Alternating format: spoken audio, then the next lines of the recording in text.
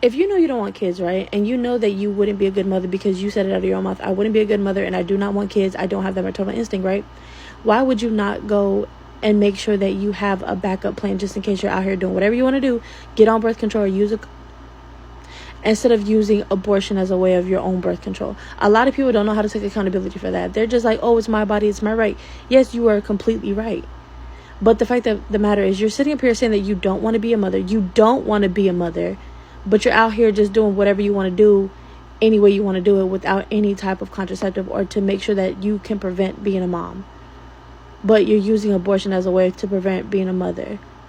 You should not be 7 abortions in talking about, well, it's my body, it's my body. Yes, that's completely fine, but you're out here being irresponsible.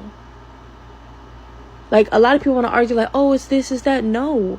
If you know you do not want to be a mother, why are you not using protection or why are you not getting on birth control? A lot of people be like, oh, I'm just going to use a pull-out method. That doesn't always work either.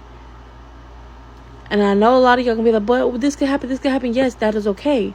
I understand that does happen. I'm not saying that you cannot get one. But I'm saying, like, if you're out here just doing whatever you want to do, however you want to do it with no contraceptive at all, and even, like, if a dude be like, oh, can I, like, you know, put it on, and you're just like, no, I want to feel everything, like, is that not bad? Is that not, like, something that's irresponsible? Okay, literally, I want to buy fake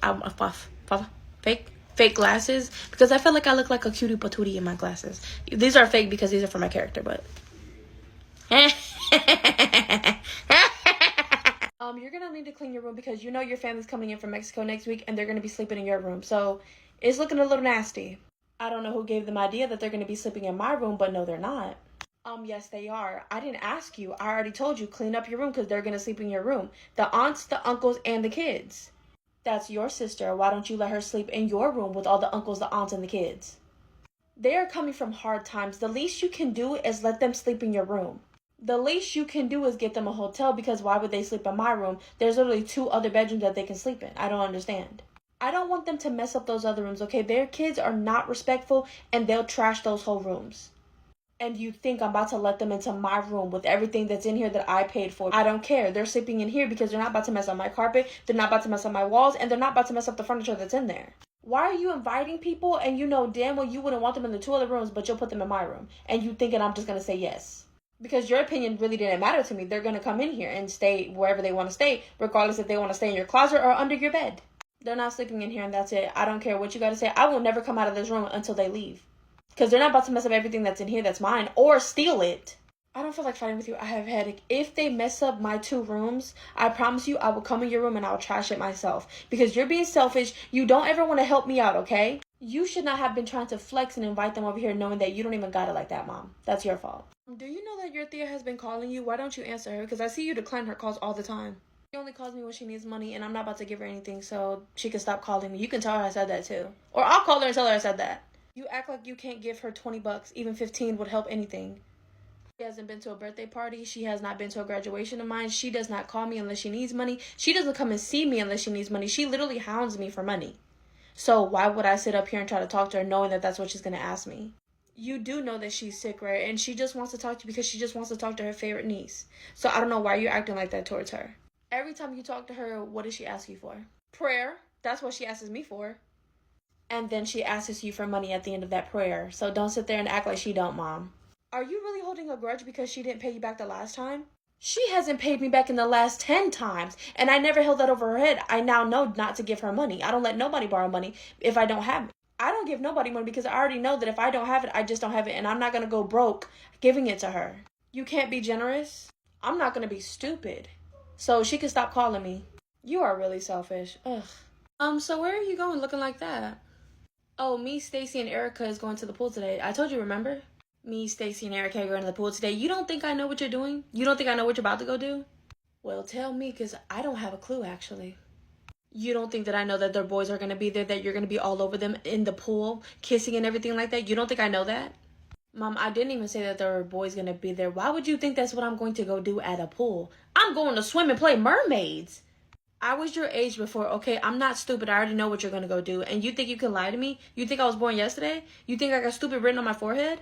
Did you ever stop and think that maybe I'm not you? Maybe whatever you did when you were younger, I'm not going to do. I'm not going to make the same mistakes. You got pregnant with me when you were 17. I'm already 18 years old.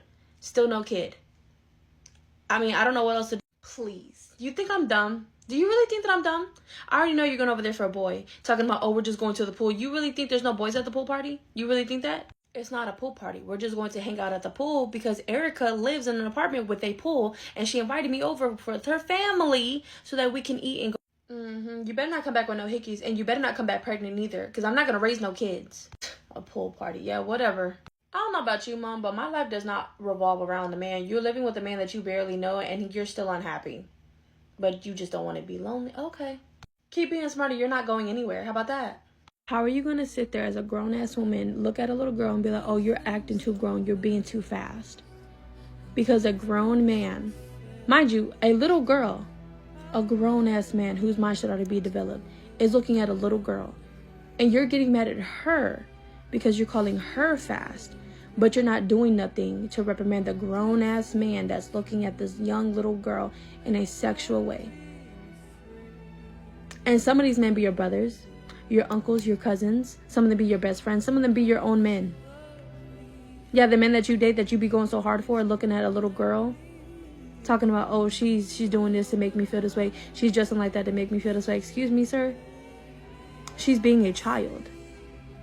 You're sexualizing a child because you're a pedophile. And then the women and the men that be running behind these people, trying to defend them and call the little girls fast. You don't think that's a problem? Like, really sit there and think about that. You're calling a child fast for what a grown man is perceiving her as in his mind. And a lot of you wonder why your daughters don't talk to you when they get older. Like, they want nothing to do with you. You rather defend a man who is disgusting and a pedophile and will look at your daughter in a nasty way, but you will not defend her. I don't understand that. If you've been in households that's very reactive to anger, like whenever you make a mistake, anger comes right behind it. Like if you spill something, you get yelled at. If you slam the door too hard by accident, you get yelled at. Like there is no critical thinking of like, oh, maybe something happened. Like let me go ask my kid before I just snap at them. You start to like get older, and two things will happen. Either you will get with people that are always reactively angry like this, or you will get, if you get around somebody that's actively angry, you will literally shudder and shut down. And a lot of people don't understand that because it's like they never really grew up in a household that's constantly always angry. It's so draining. You cannot make a mistake without anger running behind your ass, damn near about to come and smack you in the face because you done dropped something on the floor that you weren't supposed to drop. But if it didn't cause no bad effect, it's still bad because they heard the noise and they got mad. You were not allowed to make a mistake.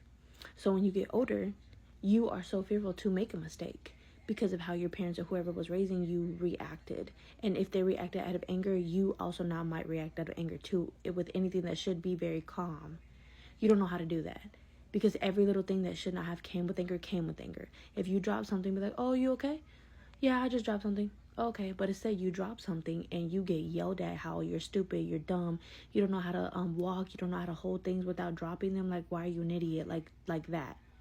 So when you get older, you don't know how to also react to things. Now you react out of anger, and that is draining to be around too if you have friends that didn't grow up like that, because now they're going to view you as like the angry kid, but you don't understand because you've always been in a house that reacts that way. So it's hard to like grow up now knowing that you also have to learn like, okay, other people didn't grow up like that. And it's kind of disheartening because it's like, damn, y'all didn't get in trouble for dropping things. Y'all didn't get in trouble for not knowing things. Like, especially if you didn't know something. Oh my gosh. If I didn't know something, I would get yelled at. Like, how the fuck you don't know that? I'm like, because I'm a kid and I don't know and I'm not supposed to know. That's your job, not mine. But getting like angry is like something I hate when people do around me. Like, they just get actively angry. And I'm just like, bruh. I be looking like crazy because I'm just like, geez, like, but now I also get angry very quickly because I'm just like, bruh, you shouldn't. But it's not like that. Like, it is so sad to see that in other people when you get older and you're just like, oh, I'm the problem.